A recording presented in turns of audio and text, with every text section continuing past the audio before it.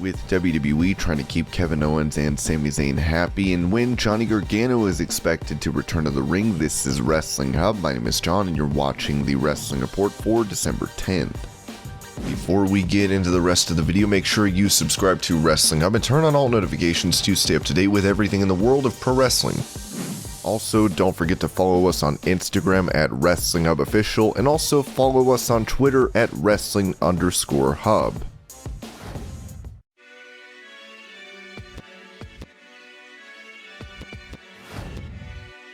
On NXT, Bron Breakker has become the biggest breakout star, with many seeing a ton of main event potential in him. On his podcast, Jim Cornette noted that it will be difficult for WWE to mess this up. I have to be honest with you, the only way they can screw it up is if they run him out of the wrestling business, and he has no desire to do it because he is miserable. Breakker is close to being bulletproof, because he has seen his dad and obviously worked out with his dad or his uncle or both, because he did not just learn all this in a training class. He is one of those people that have natural charisma and is going to make people react and respond. The promos he is doing already and the attitude he possesses is a throwback in terms of, yeah, I'm a meathead, I want to stretch you. The fans are so hungry for something like that because you simply cannot find them anymore.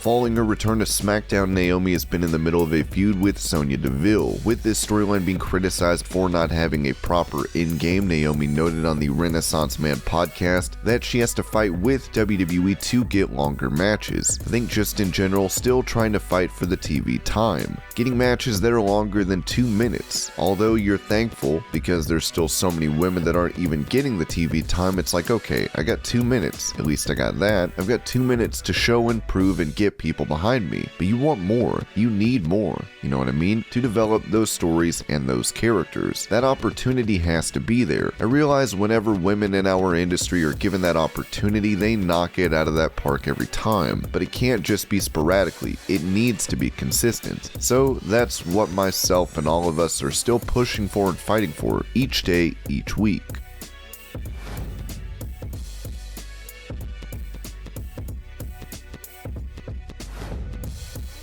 When making his debut for WWE, Sin Cara was seen as a huge grab for the company. While there was a ton of hype behind him, Cara would ultimately fall flat and end up being released. Despite not having the best experience, according to the Wrestling Observer, he spoke to a TV show in Mexico saying he wanted to return. I keep for myself all of my experience in WWE. I'm a person that no matter what happens, I am a grateful person. They gave me the opportunity for a reason, right? They took me there for a reason, and that reason is because they saw something in me, and I will always be grateful. Obviously and honestly, it was a very great experience, and if one day they invite me to be a part of WWE again, I will do it again. I would like to return to WWE. What happened? Many things, but racism is what is most talked about, and yes, I got to experience racism. They did not give me the opportunities that I looked for, and that I was promised, because if they take you to their company, it's for a reason, and suddenly they limited me in the ring, and I told them, well, if you hired me and brought me here, it was because of what you saw of my talent, because of what you saw above the ring, and suddenly they cut me off and limited me completely, and then you just start wondering what's going on. It's because of racism. There are people in WWE who don't want you to overshadow their American talent. I was a star in Mexico, and in WWE, they didn't give me the place I deserved. But again, if I get invited to join WWE again, I will do it again, just to shut up the critics' mouths. I think that would be a wonderful thing. Also, I came to WWE at a time when I was a big star in Mexico, because there was no social media. I think that if I arrived at WWE today, I would have hit a home run through thick and thin, because people are the ones who make us and people adore me. It was in 2011 and it was another time. Twitter was starting to take off and Facebook is only strong in Mexico, not so much in the United States where Twitter and Instagram are the most. The first thing that allowed me to say that I was going to be successful in WWE was the people. I got straight to the main roster and the superstars respected me a lot for that. They respected my hierarchy of being the #1 box office attraction in Mexico. They respected my record.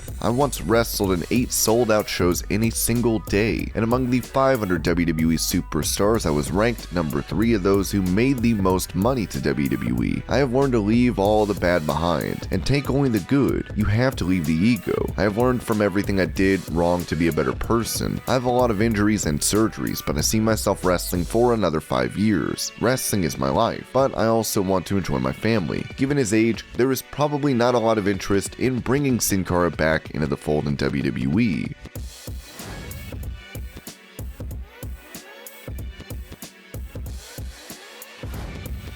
Following a live event where Jeff Hardy was seen leaving the ring in the middle of the match after looking sluggish, the charismatic Enigma was reportedly let go by the company. This came as a shock to many, but it seems there could be more to this story. Fightful would note that he was sent home the following day and WWE has released him. They offered him rehab and help. He did reject it. We're told that he missed some signings and appearances, things like that, in the past, and other wrestlers would step up and fill in for him.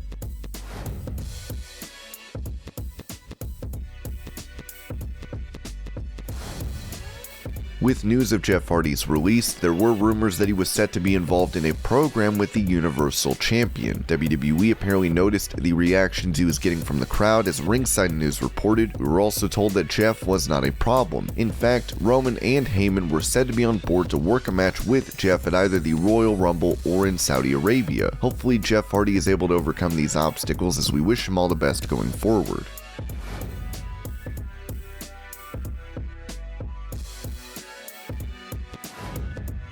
While many are aware that Goldberg has one more match left on his contract, Dave Meltzer gave some insight in regards to the specifics of his WWE deal. The biggest name deal up is Goldberg, who has one more match on his deal. His deal is huge money for only a couple of matches a year, and I believe no cut as well. It's a deal that I can't see making sense for AEW to compete with, because they don't have the Saudi windfall money that carries his deal. Goldberg turns 55, so you don't know if they think they've gotten all the nostalgia out of him, but they also don't have those special attractions except he and Lesnar and Edge, and Shane McMahon, who is still under a talent contract, because I doubt Paul Levesque will be wrestling and Undertaker is done, although Taker and Austin are on huge money deals, as Ric Flair was, just to keep them part of the promotion forever. Goldberg leaving WWE for AEW seems like a long shot, as we'll have to see who will be his final opponent in WWE.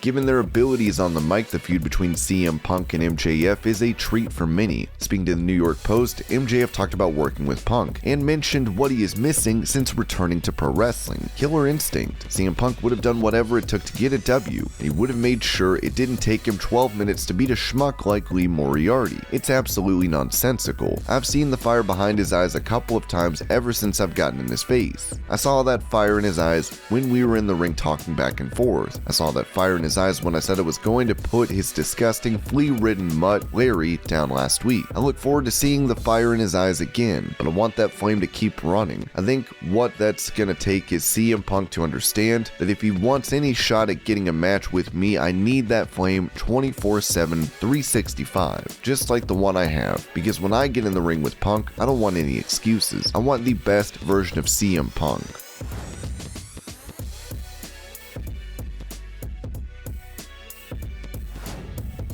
The WWE contracts for Sami Zayn and Kevin Owens are getting close to expiring. They will be up in January, as many see them leaving the promotion for AEW. In the Wrestling Observer newsletter, Dave Meltzer noted that WWE is giving the pair more time on television to keep them happy in the hopes that they re-sign. Owens and Zayn are the two guys people know about whose deals are due soon, and obviously both do go back with the Young Bucks, Adam Cole and others to PWG in the indie scene. If nothing else, you'd think they would listen to offers. Both being given more TV time of late is likely due to wanting them to be happy with their push and stay. But on the flip side, if they don't sign, they can use them as names to put over the top people the way the booking is going.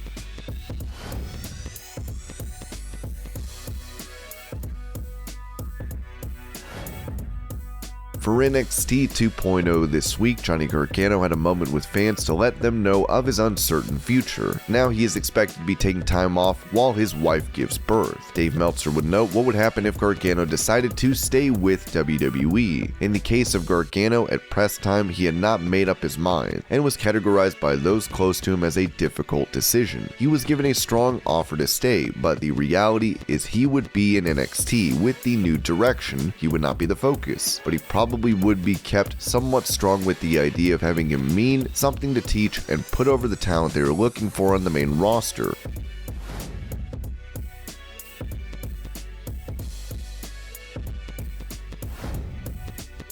With Johnny Gargano set to be a free agent in wrestling, many are wondering what is next for him. The Observer would report that he will more than likely return to action after Candice LeRae gives birth next year. O'Reilly and Gargano were given offers for new deals by WWE and neither signed. Although Gargano's deal, which expired 2 days before the show, signed a 1-week extension. Gargano will be a free agent on December 11th, and then legally able to listen to and accept offers. From a legal standpoint, he could start work anywhere right after, although the indication is that he's likely going to wait for his wife Candice LeRae to give birth, with the expected date being in February before he returns to the ring.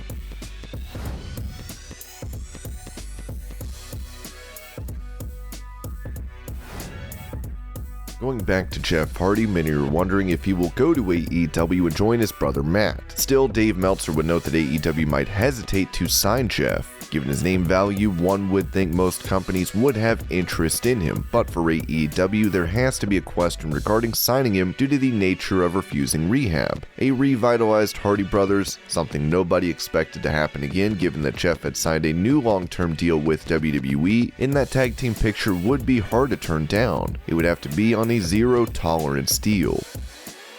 And this was your pro wrestling news update. I hope you're all having a great day. Thank you so much for watching, and I'll see you later.